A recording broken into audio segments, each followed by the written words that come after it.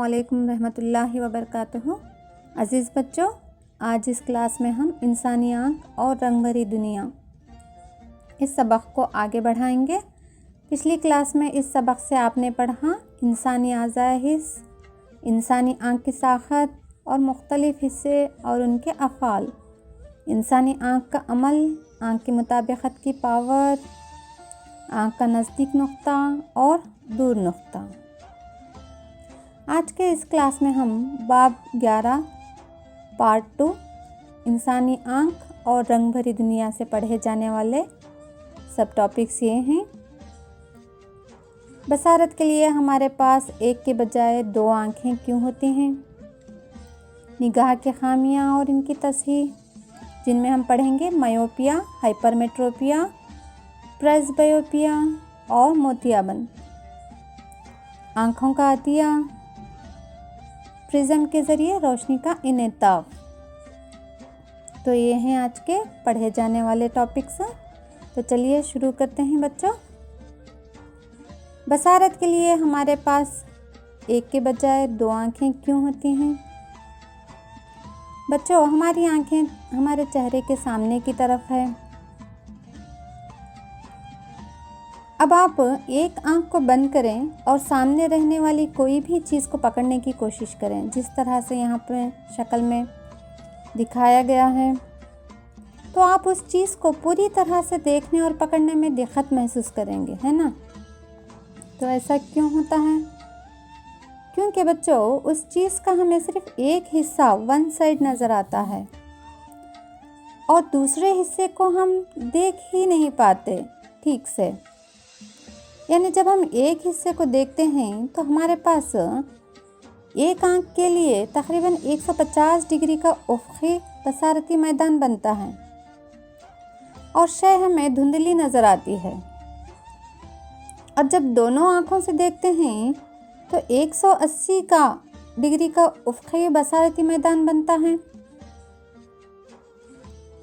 तो दो डिटेक्टर की वजह से, दोनों आँखों की वजह से अशिया को शनाख्त करने की सलाहियत में इजाफ़ा होता है। क्योंकि हमारी दोनों आँखें सर के सामने वाले हिस्से में वाक़या होने की वजह से हमारा बसारती मैदान कम हो जाता है। जबकि कुछ जानवर जो दूसरे जानवरों का शिकार करते हैं, इनमें दोनों आँखें सर के दोनों तरफ होती हैं, जिससे ज़्यादा वसी बसारती मैदान उन्हें फराहम हो जाता है। एक आँख बंद करने पर हमें दुनिया चपटी और 2 डायमेंशनल दिखाई देती है, जबकि दोनों आँखें खुली रखने पर दुनिया हमें 3 डायमेंशनल दिखाई देती है। तो इसीलिए बसारत के लिए अल्लाह ताला ने हमें एक के बजाय दो आँखें दी हैं। कभी कभी हमारी आँख की मुताबिकत की पावर धीरे धीरे कम होने लगती है। ऐसे हालात में इंसान अशिया को वाज़ा तौर पर, साफ तौर पर आसानी से नहीं देख पाता। आँख में होने वाले इनेताफ़ी नुक़ाइस की वजह से हमारी बसारत धुंधली पड़ जाती है, जिनकी वजह से बसारती नुक़ाइस लाहक़ होते हैं। तो आइए अब देखेंगे निगाह की खामियाँ और उनकी तस्हीह। बसारती नुक़ाइस में हम पढ़ेंगे बच्चों, यहाँ पर आपको इस तस्वीर में गेंद के पीछे भागने वाले डॉग को आप साफ देख रहे हैं, मगर इस डॉग के पीछे खड़े इंसान और एक और डॉग साफ नज़र नहीं आ रहा है। क्यों? तो आँख का वो नुक्स जिसमें हम करीब की शय को तो देख सकते हैं, मगर दूर की अशिया वाज़ा तौर पर नहीं देख पाते हैं। इस तरह के नुक्स को मायोपिया या करीब नज़री कहा जाता है। यानी करीब की अशिया को हम साफ साफ देख सकते हैं, जबकि दूर फासले पर रहने वाली अशिया को हम साफ तौर पर नहीं देख सकते, वाज़ा तौर पर नहीं देख सकते। और जिस शख्स को ये नुक्स होता है, इसका दूर का नुक्ता ला इंतहा के मुकाबले नज़दीक होता है। और ये शख्स कुछ सेंटीमीटर के फासले तक ही वाज़ा तौर पर देख सकता है। तो मायोपिया से मुतासिर आँख में फासले पर रखी हुई शय की छबियाँ रेटिना पर बनने के बजाय रेटिना के सामने बनती है। जैसा कि हम जानते हैं कि छबियाँ कहाँ पर बननी चाहिए, रेटिना पर बननी चाहिए, मगर यहाँ पर इस नुक्स से मुतासिर शख्स के आँख में शय रेटिना के सामने बनती है। शक्ल में देखिए, इस सेब की शक्ल रेटिना के सामने बन रही है। तो इसका सबब यह है कि आँख के लेंस का इन्हेना बढ़ जाता है। यहाँ पर आँख का अदसा जो होता है उसका इन्हेना बढ़ जाता है और आई बॉल की लंबाई भी बढ़ जाती है। आई बॉल की लंबाई में इजाफा होता है। तो इस नुक्स को दूर करने के लिए यहाँ पर मुनासिब पावर के मुखर लेंस का इस्तेमाल किया जाता है। एक मुनासिब पावर का मुखर लेंस छबिया को वापस रेटिना पर ले आता है। तो डॉक्टर हमें जिन चश्मों की तजवीज़ करते हैं वो मुखर लेंस के बने होते हैं। और शक्ल में भी आप देख रहे हैं, यहाँ पर इस चश्मे में, इस आइनक से जंगल में मौजूद दूर फासले के दरख्तों को आप साफ देख रहे हैं, यानी ये चश्मा मुखर लेंस का बना हुआ है। इस तरह मायोपिया से मुतासिर शख्स मुखर लेंस के बने चश्मे पहनकर दूर फासले की अशिया को वाज़ा तौर पर देख सकते हैं। एक और तस्वीर में देखिए, ये शख्स किताब को दूर रखकर पढ़ने की कोशिश कर रहा है। क्यों? क्योंकि इसको दूर से अल्फाज साफ दिखाई पड़ रहे हैं, यानी इसको करीब से अल्फाज साफ नज़र नहीं आ रहे हैं। तो वो नुक्स जिसमें शख्स फासले पर रखी हुई अशिया को वाज़ा तौर पर देख सकता है, लेकिन नज़दीक करीब रखी हुई अशिया को वाज़ा तौर पर नहीं देख सकता। इस तरह के नुक्स को हाइपरमेट्रोपिया या दूर नज़री कहा जाता है। इस नुक्स में मुतासिर शख्स के लिए नज़दीकी नुक्ता 25 सेंटीमीटर से काफ़ी दूर होता है। इसलिए शख्स आराम से पढ़ने के लिए किताब को 25 सेंटीमीटर से ज़्यादा फासले पर रखा हुआ है। और ऐसा इसलिए होता है क्योंकि नज़दीक रखी हुई शय से रोशनी की शुआएं रेटिना के पीछे मौजूद नुक्ते पर फोकस हो जाती हैं, जैसे कि शक्ल में दिखाया गया है। जबकि रोशनी की शुआएं फोकस होकर कहाँ पर बननी चाहिए? छबिया रेटिना पर बननी चाहिए, मगर यहाँ पर रेटिना के पीछे नुक्ते पर मौजूद वहाँ पर फोकस हो रही है रोशनी। और इस नुक्स का सबब यह है कि आँख के लेंस की फोकल लंबाई बहुत ज़्यादा हो जाती है और दूसरा ये कि आई बॉल बहुत छोटा हो जाता है। तो इस नुक्स को दूर करने के लिए मुनासिब पावर के मुहद्दिब लेंस का इस्तेमाल करते हैं और इस मुहद्दिब लेंस यानी कि मरकुज़ी अदसे की मदद से छबिया का अक्स रेटिना पर बनता है और करीब की अशिया या अल्फाज जो भी हम पढ़ते हैं वो वाज़ा तौर पर हमें नज़र आते हैं। और इस नुक्स को दूर करने के लिए डॉक्टर हमें मुहद्दिब अदसे से बना हुआ, मरकुज़ी अदसे से बना हुआ चश्मा पहनने की तजवीज़ करते हैं। अब आप इस तस्वीर में देखें, एक बुज़ुर्ग शख्स को मोबाइल के अल्फाज या फिर कुछ पढ़ने में वो दिक्कत महसूस हो रही है उन्हें, यानी उम्र के बढ़ने के साथ आँख की मुताबिकत की पावर घटती है और उम्र रसीदा जो अशख़ास होते हैं उनके लिए नज़दीकी नुक्ता धीरे धीरे दूर होता जाता है और वो ऐनक या चश्मे के बग़ैर अशिया को देखने में परेशानी महसूस करते हैं और उन्हें अल्फाज को वाज़ा तौर पर वो नहीं देख पाते। इस तरह का नुक्स जो उम्र रसीदा लोगों में वाक़या होने को प्रेसबायोपिया कहा जाता है और इस नुक्स में सीलियरी इज़लात जो होते हैं ये उज़लात कमज़ोर पड़ जाते हैं और आँखों के लेंस की लचक जो होती है वो ख़त्म होने की वजह से ये नुक्स प्रेसबायोपिया नामी नुक्स पैदा होता है। कभी कभार एक ही शख्स मायोपिया और हाइपरमेट्रोपिया दोनों का शिकार होते हैं, तो ऐसे लोगों को अक्सर 2 फोकसी लेंस की ज़रूरत होती है। 2 फोकसी लेंस के चश्मों में मुहद्दिब और मुखर लेंस दोनों किस्म के लेंस होते हैं। ऊपरी हिस्से में मुखर लेंस होता है जो दूर की बसारत में मदद करता है, दूर के अशिया को देखने में मदद करता है। और निचला हिस्सा मुहद्दिब लेंस का होता है जो नज़दीक या करीब की बसारत में मदद करता है।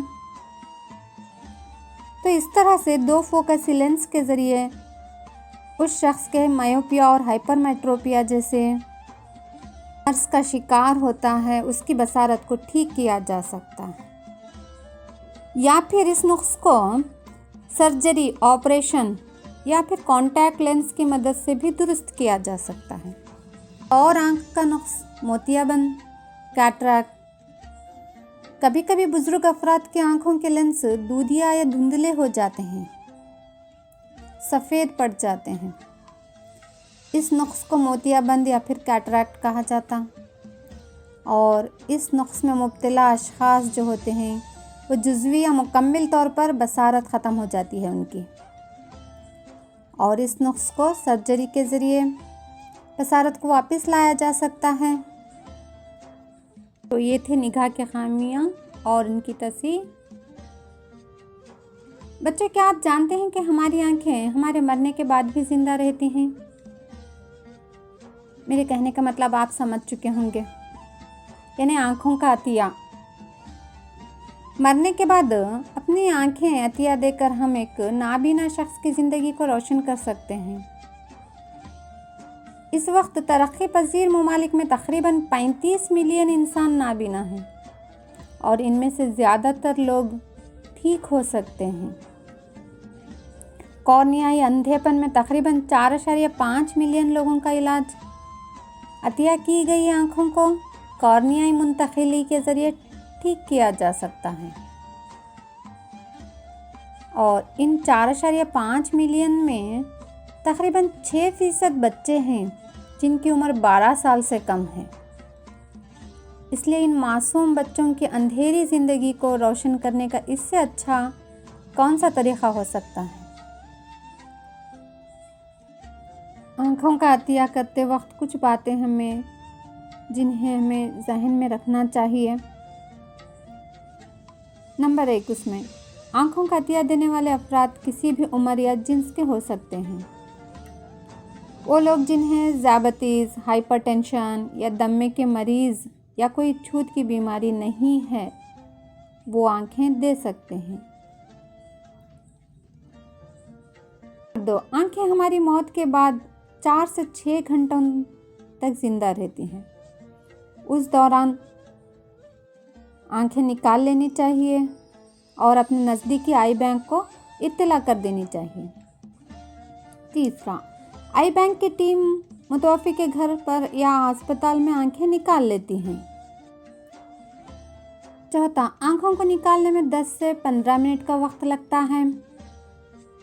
और वो लोग जो एड्स, हेपेटाइटिस और ल्यूकेमिया, दिमागी बुखार का शिकार हों या फिर जिनकी मौत इन बीमारियों की वजह से हुई हों, आँखें अतिया नहीं कर सकते हैं। यहाँ इस वीडियो में आप गौर करें, क्या नज़र आ रहा है आपको रोशनी मुस्ततिल नुमा ग्लास स्लैब से इनेताफ़ पाती हुई नज़र आ रही है। जो रोशनी के इनेताफ़ के मुताल्लिक़ से आपने पिछले बाब में आप पढ़ चुके हैं और रोशनी के इनेताफ़ को अच्छी तरह से जान गए हैं। फिर भी मैं दोहराना चाहूँगी, रोशनी एक वास्ता या वसीले से जब गुज़रती है, किसी दूसरे शफ़ाफ़ वसीले या वास्ते में तिरछा गुजारा जाता है रोशनी को, तो सीधा गुज़रने के बजाय वो थोड़ा मुड़कर यानी बेंड होकर गुज़रती है और इस मज़हर को रोशनी का इनेताफ़ कहा जाता है। और रोशनी के इनेताफ़ होने की वजह यानी कि इसके 2 उसूल हैं, तो उन 2 उसूल को आप याद करें। नंबर 1, रोशनी जब किसी लतीफ़ वसीले से कसीफ वसीले में दाखिल होती है तो वो इंटरफेस पर या सरहद पर डाला गया उम्मूद यानी नॉर्मल की जानिब झुक जाती है। जैसे यहाँ पर हवा यानी लतीफ़ वसीला और ग्लास स्लैब क्या है, कसीफ वसीला है। इसी तरह दूसरा उसूल क्या कहता है, जब रोशनी किसी कसीफ वसीले से लतीफ़ वसीले में दाखिल होती है तो इंटरफेस या सरहद पर डाला गया उम्मूद यानी नॉर्मल से रोशनी दूर होकर गुजरती है। ग्लास लैब में नमूदी शुआ और वखू शुआ ये दोनों एक दूसरे के मुतवाज़ी होते हैं, मगर प्रिज्म में ऐसा नहीं होता। तो हम प्रिज्म के ज़रिए रोशनी के इनेताफ़ को समझने की कोशिश करेंगे। प्रिज्म दरअसल एक मुसल्लस नुमा ग्लास का एक शफ़ाफ टुकड़ा होता है जिसके दो मुसल्लस नुमा असास यानी क़ायदे और तीन मुस्ततिल नुमा अर्जी सतहें या रुख होती हैं और ये तीनों सतहें एक दूसरे पर झुकी हुई होती हैं। इन दो अर्जी रुखों के दरमियान का ज़ाविया प्रिज्म यानी एंगल ऑफ प्रिज्म कहलाता है। शक्ल में आपको नोक पर नज़र आ रहा है एंगल ऑफ प्रिज्म। तो आइए हम एक मुसल्लस नुमा ग्लास प्रिज्म के ज़रिए रोशनी के इनेताफ़ का मुताला एक सरगर्मी के ज़रिए अंजाम देंगे।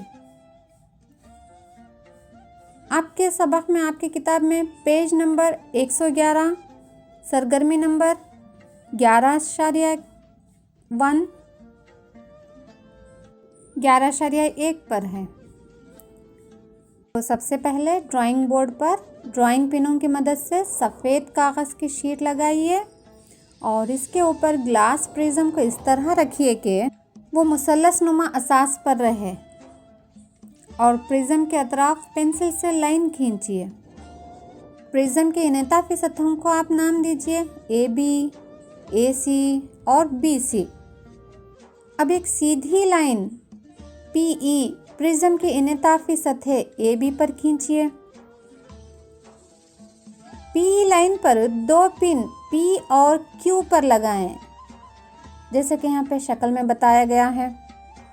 P और Q पर लगाई गई पिनों के शबिया को दूसरी रुख यानी AC से देखते हुए नुक्ता R और S पर दो और पिनें लगाइए।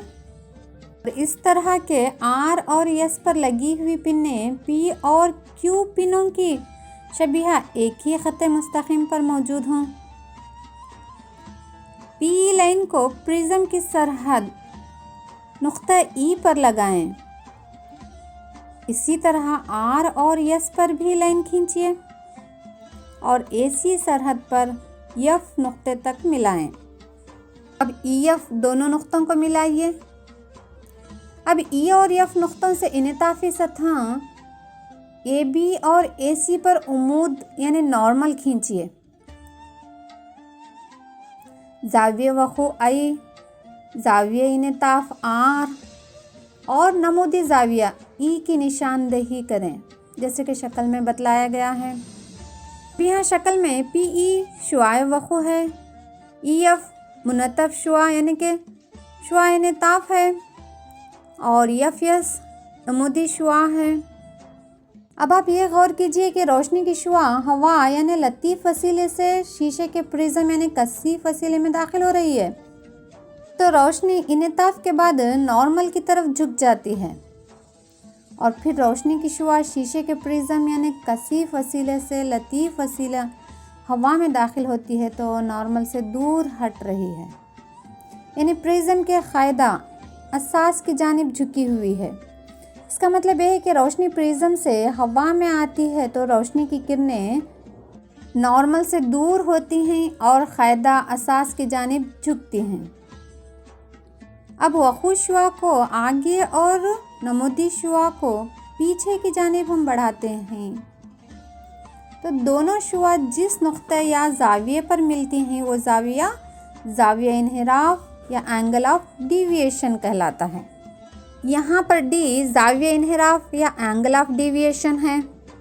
ज़ाविया इन्हिराफ और रोशनी का तूले मौज दोनों एक दूसरे के माकूस होते हैं, यानी रोशनी का तूले मौज ज़्यादा है तो ज़ाविया इन्हिराफ कम होगा और जब रोशनी का तूले मौज कम होगा तो ज़ाविया इन्हिराफ ज़्यादा होगा। तो ये थी आज की आपकी क्लास। इस क्लास में हमने क्या पढ़ा बच्चों? आज फिर से हम जल्दी से दोहरा लेंगे। हमने पढ़ा बसारत के लिए हमारे पास एक के बजाय दो आँखें क्यों होती हैं, निगाह के खामियाँ और इनकी तस्हीह, जिसमें मायोपिया, हाइपरमेट्रोपिया, प्रेसबायोपिया और मोतियाबिंद के बारे में आपने पढ़ा, और आँखों का अतिया और प्रिज्म के ज़रिए रोशनी का इनेताफ। तो अब आपने कितना समझा है, इसकी जांच के लिए आपके लिए चंद सवालात हैं। जल्दी से जवाबात अपनी कापी में लिखिए। इससे पहले के सवालात आपके सामने आए, प्रिज्म के ज़रिए रोशनी के इनेताफ की सरगर्मी जो आप पढ़ चुके हैं, उसका एक छोटा सा वीडियो आप जल्दी से देखिए।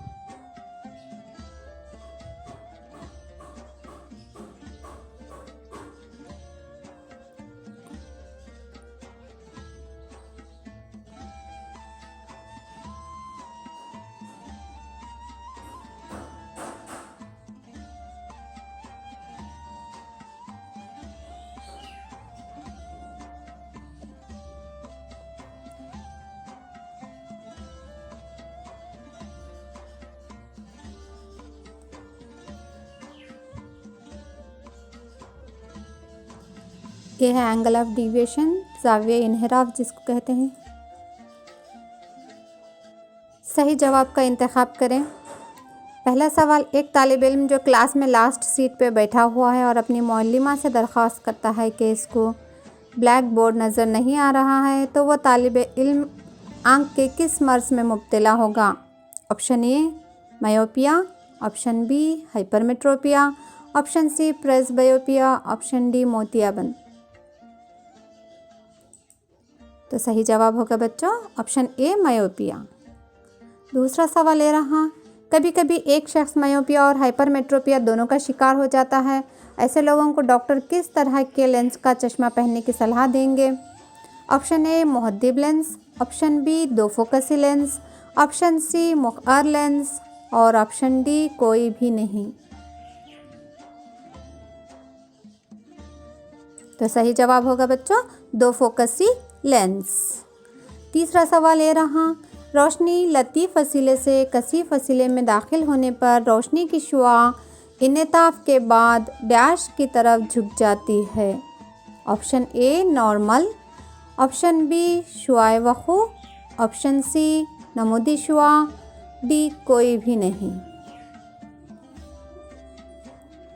सही जवाब होगा बच्चों ऑप्शन ए नॉर्मल। चौथा सवाल, हाइपरमेट्रोपिया के नुक्स की तस्हीह को किस तरह के लेंस से किया जाता है? ऑप्शन ए मुखार लेंस, ऑप्शन बी मुहद्दिब लेंस, ऑप्शन सी दो फोकसी लेंस, ऑप्शन डी कोई भी नहीं। और सही जवाब ये रहा बच्चों इस सवाल का ऑप्शन बी मुहद्दिब लेंस। यहाँ पर आपके लिए सरगर्मी है, आपको अंजाम देना है। पहली सरगर्मी ये रही, चश्मे की दुकान से मुख्तलिफ अज्सों की जानकारी हासिल करें। और दूसरी सरगर्मी आपके लिए, मुख्तलिफ इदारों और सरकारी दवाखानों को सलाह दें कि आँखों के अमराज जैसे मोतियाबिंद के मरीज़ों का इलाज मुफ्त ऑपरेशन करें और इन्हें चश्मा मुहैया करें। और तीसरी सरगर्मी आपके लिए, अपने आसपास के लोगों को आँखों की हिफाजत के बारे में जानकारी दें। और अब आते हैं होमवर्क की जानिब बच्चों। होमवर्क में आपके लिए चंद सवालात यहाँ पर है। पहला सवाल है, एक सेहतमंद आँख 25 सेंटीमीटर से कम फासले पर मौजूद शय को क्यों नहीं देख पाती है? दूसरा सवाल, ज़ाविया इन्हिराफ से क्या मुराद है? तीसरा सवाल, मायोपिया नुक्स के पैदा होने का सबब बताइए। और चौथा सवाल ये रहा, बुजुर्ग अफराद के आँखों के लेंस दूधिया और धुंधले हो जाने के नुक्स को क्या कहा जाता है और इसकी तस्हीह किस तरह की जाती है? और पांचवा सवाल ये रहा आपके लिए, मायोपिया से मुतासिर शख्स का दूर नुक्ता इसकी आँख के सामने 80 सेंटीमीटर के फासले पर है, तो इस नुक्स की तस्हीह के लिए इस्तेमाल होने वाले लेंस की नौइयत और पावर क्या होनी चाहिए? तो ये थी बच्चों आज की क्लास, इंसानी आँख और रंग भरी दुनिया, the human I and the colourful world का दूसरा हिस्सा। अगली क्लास में फिर इस सबक को आगे बढ़ाते हुए मज़ीद मालूमात हासिल करेंगे। शुक्रिया।